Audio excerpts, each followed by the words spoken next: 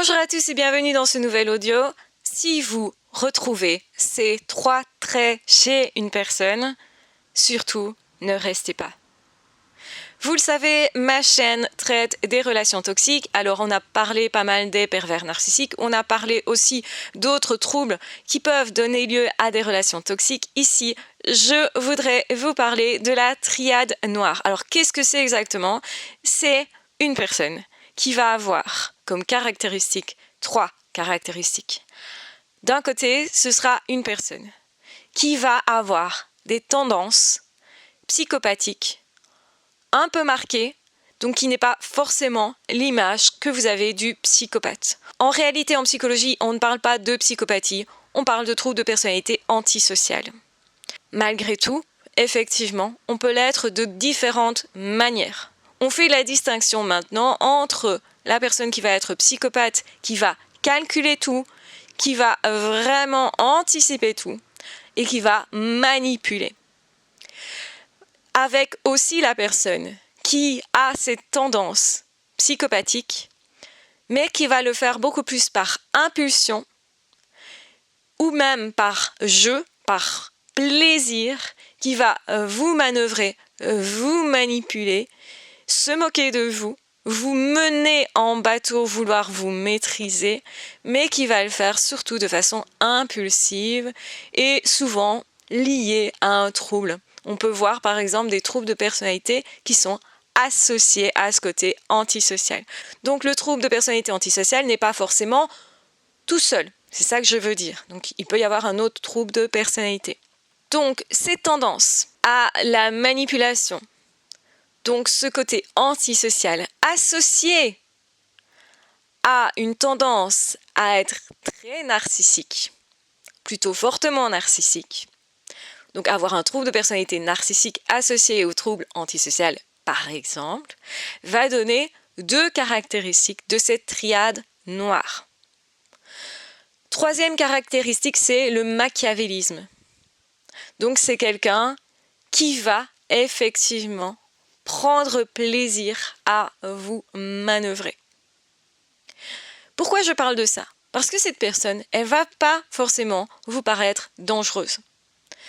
Vous pourriez même être très touché par les difficultés de cette personne, difficultés généralement sociales, difficultés à garder des liens, non pas à les créer, mais une superficialité des liens. C'est ce qu'on va retrouver chez l'antisocial. Ça va être aussi quelqu'un très centré sur lui-même, qui en gros ne regarde pas à vos intérêts, mais aux siens propres, particulièrement centré sur ses propres intérêts. La particularité de cette personne, qui va être particulièrement néfaste pour vous, c'est que cette personne va vous sembler non seulement sociable, mais de façon superficielle. Au niveau des émotions, c'est assez superficiel, c'est pas très profond. Cette personne peut même se couper de ses émotions, et donc avoir un côté plutôt froid, mais pas tout le temps forcément. Or, c'est pas l'idée qu'on se fait des psychopathes et des personnes dangereuses. On se dit, une personne dangereuse, c'est plutôt quelqu'un qui ne ressent rien du tout, qui va me manœuvrer, mais sans le moindre état d'âme. Quand je vois quelqu'un qui est impulsif, c'est plutôt quelqu'un, possiblement, qui a plein d'émotions. Donc, quand on voit quelqu'un qui a plein d'émotions, on va se dire, c'est quelqu'un d'hypersensible, c'est pas quelqu'un de mauvais, forcément. Alors que, on voit quand même qu'il y a des degrés de violence chez des personnes qui ne maîtrisent pas leur impulsivité. Le problème, c'est pas tellement l'impulsivité en tant que telle, c'est le fait de ne pas du tout analyser ses comportements pour les remettre en question. Chez ces personnes dont je parle, qui vraiment correspondent à ces 3 caractéristiques, il n'y a pas de remise en question profonde et de changement d'attitude. Pourquoi je vais parler de ces personnes-là particulièrement? Parce que ces personnes-là, elles semblent empathiques. Et là, nous, avec notre empathie naturelle, une empathie où on ressent l'autre, on risque de se faire prendre. Quand je dis nous, ce sont les hypersensibles, ceux qui aiment aider les autres, qui vont même agir pour les autres parce qu'ils ont été touchés par l'histoire de l'autre et par sa difficulté, par sa douleur. Donc ce sont un peu tous les bons samaritains qui vont aider les autres, qui je pense sont particulièrement humains. C'est une qualité d'être gentil, C'est une qualité de vouloir aider l'autre et c'est une qualité aussi de comprendre ce dans quoi l'autre est. Mais en réalité, l'empathie, elle est différente. Certaines personnes sont capables de comprendre uniquement ce que vit l'autre, mais sans ressentir. D'autres personnes d'ailleurs ne vont jamais aller dans le sens des autres, même s'ils comprennent ce que vivent les autres. Ou alors, pire, ils vont utiliser cette aptitude à comprendre ce que veut l'autre. D'un point de vue intellectuel, ils le comprennent, ils ne ressentent pas, mais ils vont s'adapter comme des caméléons aux autres et on croit que ce sont des gentilles personnes, des bonnes personnes, alors qu'en fait, ils ont ce côté machiavélique, ce côté narcissique, ce côté manipulateur, antisocial, autrement dit, ce côté psychopathe. Et donc ça veut dire quoi? Ça veut dire que cette personne va vous sembler super gentille parce qu'elle s'est adaptée à vous au tout début. Elle vous donne un rêve, généralement, le vôtre en fait. Et ça vous rend particulièrement vivant, parce que vous pensez que vous allez vivre quelque chose de fabuleux que vous attendez depuis longtemps. C'est comme ça que ce type de personne va vous séduire. Et vous allez me dire, mais quelle différence avec le pervers narcissique? Parce que quelque part, je reconnais un peu les manœuvres du pervers narcissique. Et vous avez raison.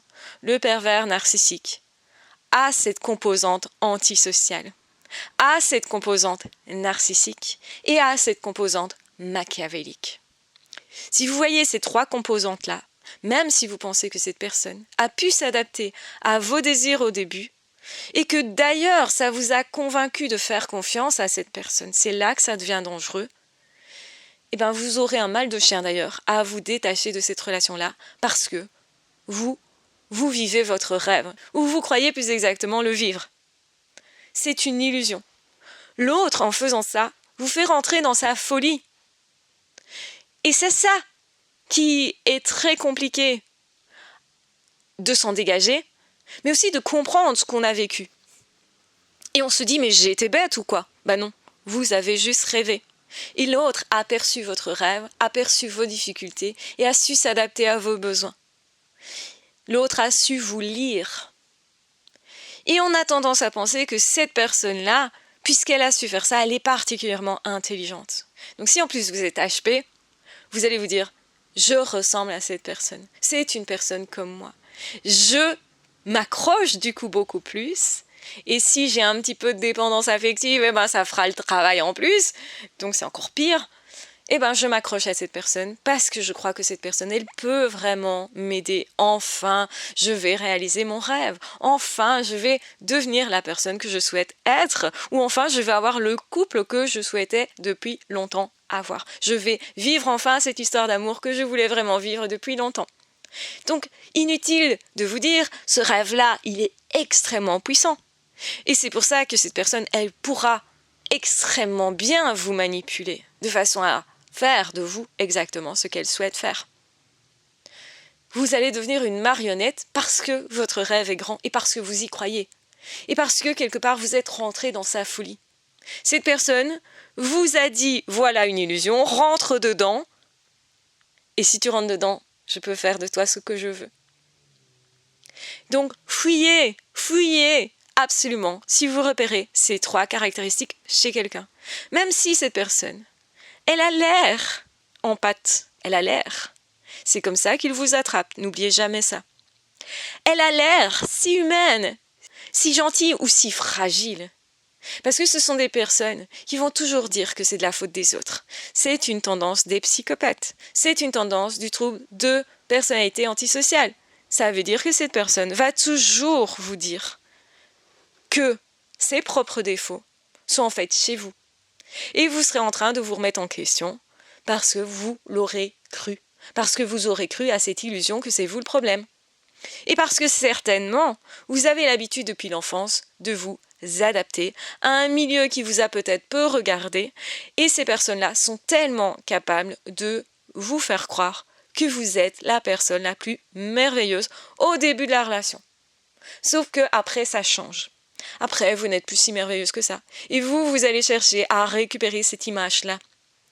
À, en fait, prouver que vous êtes vraiment une personne qui mérite d'être aimée.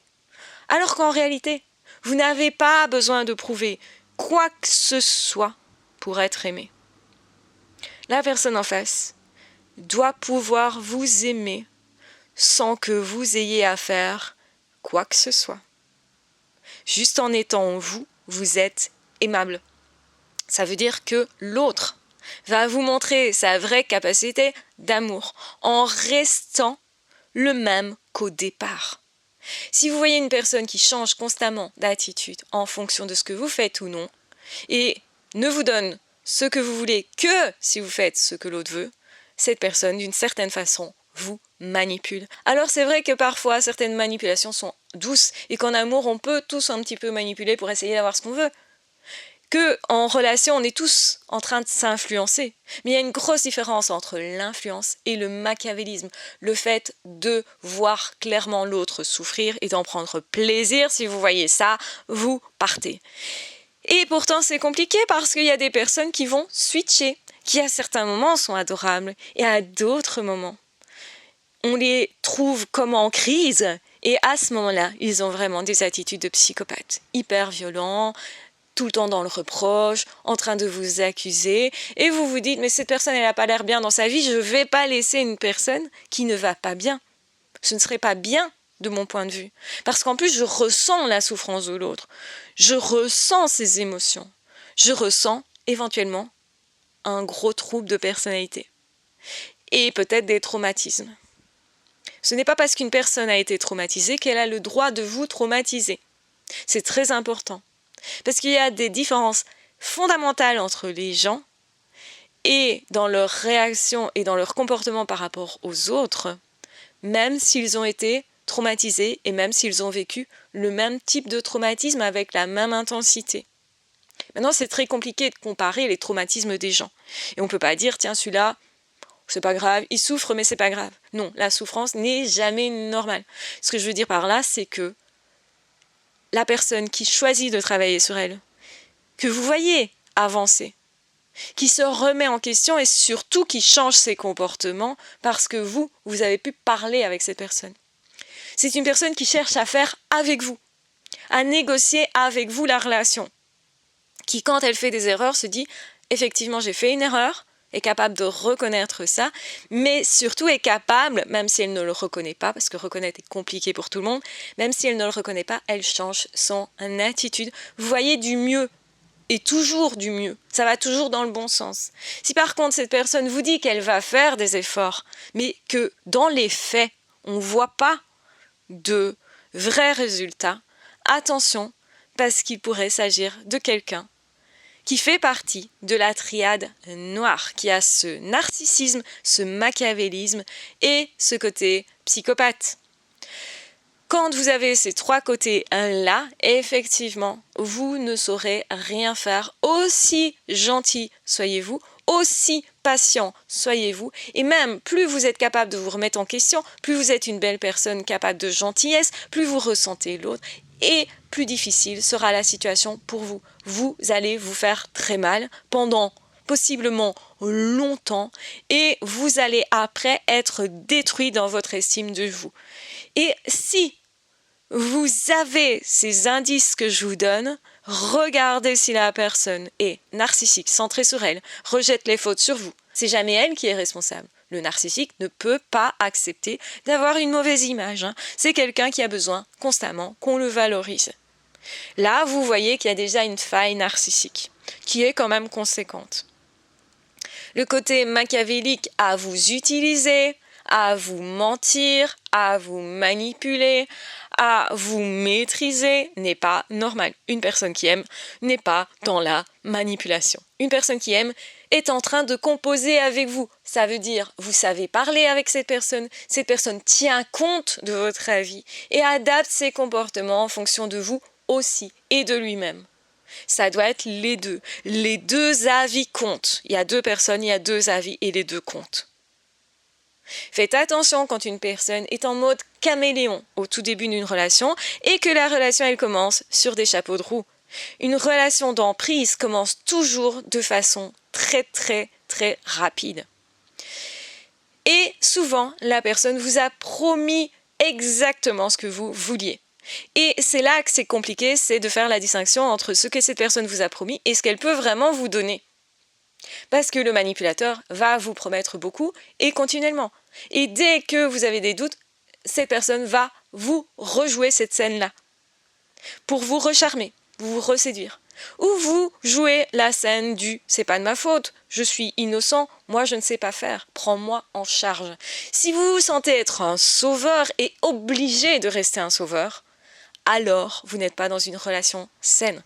Vous devriez pouvoir choisir votre attitude et votre comportement. Même si vous êtes capable d'aider beaucoup l'autre, vous n'êtes jamais obligé de le faire.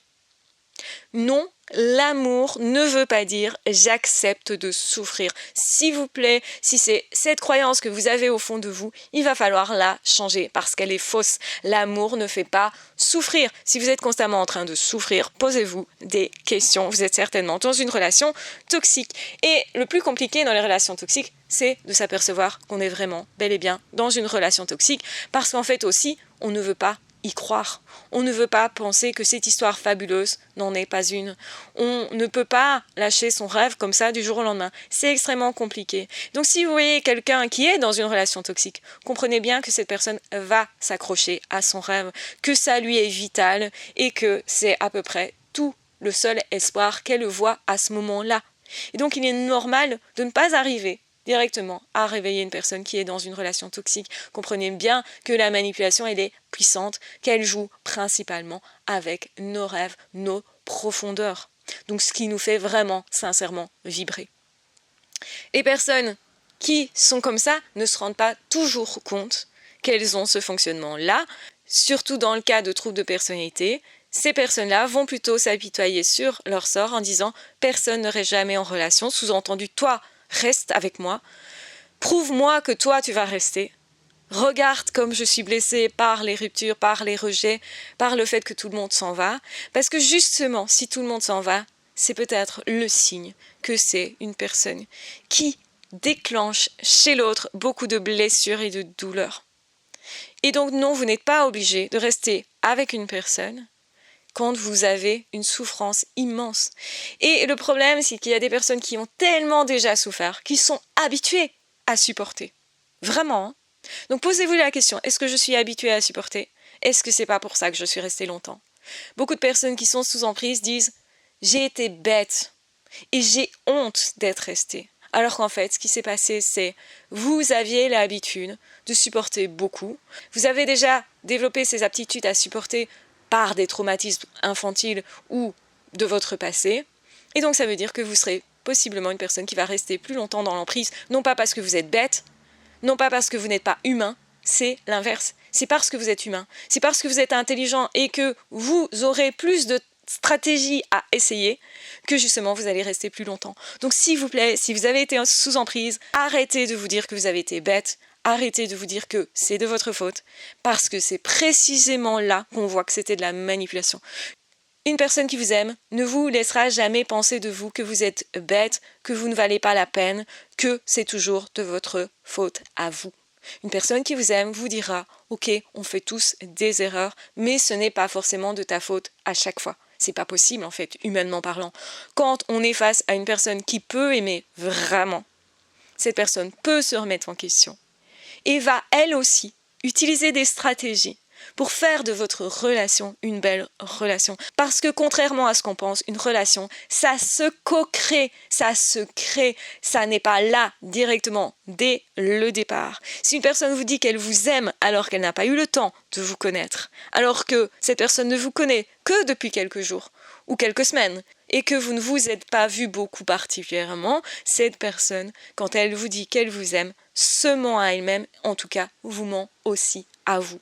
Soyez vigilants à ce moment-là, dites-vous, ok, soit cette personne a eu le coup de foudre, et du coup, cette personne est sur son petit nuage, ou soit, au contraire, je suis face à quelqu'un qui s'illusionne elle-même, possiblement. Parce que, contrairement à ce qu'on pense, une personne qui est antisociale peut s'illusionner elle-même et croire en une histoire, entre guillemets, d'amour, elle-même, parce qu'elle rentre elle-même dans un délire. Et ça, c'est pas ce qu'on vous dit non plus. On vous dit, un manipulateur sait qu'il vous manipule, et souvent c'est vrai. Avec le psychopathe classique, il sait qu'il vous manipule, il a conscience, mais d'autres types de psychopathie, c'est justement de ne pas forcément avoir conscience d'être en train de manipuler. Ils savent qu'ils veulent maîtriser, ils savent que en tant qu'antisocial, ils ne veulent pas se conformer aux règles, aux lois humaines de respect mutuel et de co-création de relations avec justement le fait de tenir compte de la vie de chacun et de faire des efforts chacun pour la relation et non pas un qui fait des efforts pour tout le monde. C'est le problème de la manipulation, c'est ça, c'est un qui fait les efforts, qui se remet en question pour les deux et qui croit d'ailleurs que c'est un défi à dépasser. C'est là le piège, en fait. Donc j'espère qu'avec cet audio, je vous donne assez de données pour vous dire, bah oui, parfois, certaines personnes peuvent vous manipuler sans avoir conscience qu'ils sont eux-mêmes en train de s'illusionner. Et du coup, vous aurez toujours à cœur peut-être de protéger cette personne, de la défendre, de rester avec, etc. Et vous aurez du mal à vous dire, je suis vraiment face à une personne qui va me faire beaucoup de tort, beaucoup de mal, qui est vraiment toxique. Pourquoi vous aurez du mal? Parce que vous ressentirez la douleur de cette personne, l'égarement de cette personne. Vous ressentirez que cette personne, elle veut vraiment croire à ce rêve avec vous. Et quand vous êtes face à ça, il est probable que vous ayez comme réflexion de vous dire « ce n'est pas un pervers narcissique, ce n'est pas une relation toxique. Donc c'est plutôt quelqu'un qui a un trouble possible ou qui ne va pas très bien, mais je vais l'aider, je vais le sauver. » Attention à cette position, parce qu'elle peut être très destructrice pour vous. Seules les personnes peuvent se sauver eux-mêmes, c'est très important de comprendre ça. Une personne qui ne travaille pas sur elle ne pourra pas, même avec l'illusion d'un rêve amoureux, ne pourra pas guérir, ne pourra pas changer. Et là, vous allez regarder à froid les faits pour savoir exactement ce que sera la suite de votre histoire. Et de cette façon, vous pourrez prendre des mesures nécessaires donc pour savoir exactement est-ce que je reste ou non en relation avec cette personne, qu'est-ce que je choisis et qu'est-ce que je risque réellement. Le problème des relations toxiques, c'est que souvent, on ne voit pas les vrais risques que l'on est en train d'encourir. Et généralement, c'est pour ça qu'on se laisse faire aussi longtemps. Ce n'est pas parce qu'on est bête et ce n'est pas du tout non plus parce qu'on n'a pas de réflexion. Mais effectivement, notre réflexion, elle risque d'être altérée parce qu'on est touché par l'autre, parce que l'autre aura mobilisé nos émotions et parce que nous-mêmes, nous avons vraiment à cœur de croire en l'amour, de croire en l'amitié, de croire à notre rêve, de croire à ce qui nous a fait vibrer justement donc par cette personne. Vous ne perdez pas en réalité ce qui est vivant en vous parce que vous allez constater que cette personne à l'intérieur, elle n'est pas vivante. Et c'est ça qui est extrêmement choquant entre ce que vous avez cru et ce que vous constatez à la fin de l'histoire. Et c'est constater ça et accepter ça qui va faire que vous allez faire votre deuil. Et c'est là la difficulté du deuil avec une personne toxique. Et c'est pour ça que ça peut être plus long que la plupart des deuils amoureux, par exemple.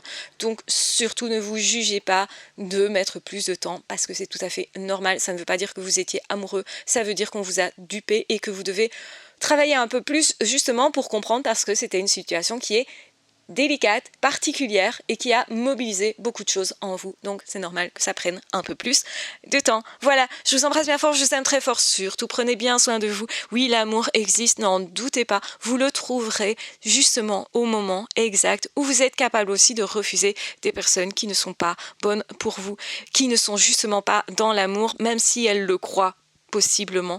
Vous devez absolument vous offrir le plus gros cadeau qu'il existe sur Terre en admettant que vous y avez droit, peu importe que vous soyez tout parfait ou pas. Vous n'avez pas besoin d'être parfait d'ailleurs pour mériter l'amour, c'est ce que je veux dire. Et donc, donnez-vous cet amour, s'il vous plaît, en acceptant aussi de refuser du coup des personnes qui n'ont pas le comportement respectueux qui vous honore en fait.